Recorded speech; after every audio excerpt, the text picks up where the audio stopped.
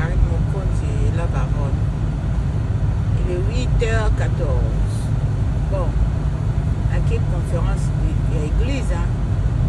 À quelle à déplacer. Voilà, il faut que ça me là, il faut que bandoki na YouTube baleki belé. Bandoki bakomi belé, bazo telengana na kati ya YouTube pour na kolia mutu. Alors il faut prier le Seigneur.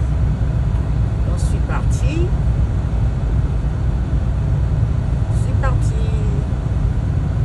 Bonjour maman Adja Lembe. Nazoya na mboka na yo l'église. Nazoya osambela na mboka na yo maman Adja, des gros bisous.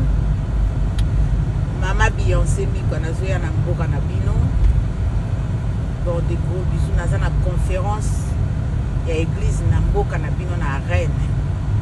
Bisous bisous. Ciao ciao. Bonne journée à tous et à toutes.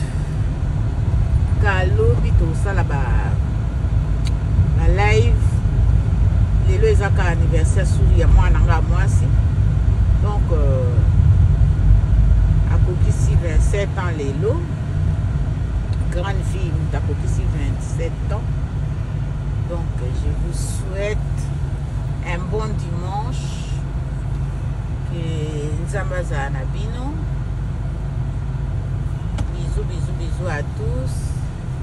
Je salue Karine Mokonzi et papa Evie et Henrietta. Des gros bisous à tous et à toutes. Ciao, ciao.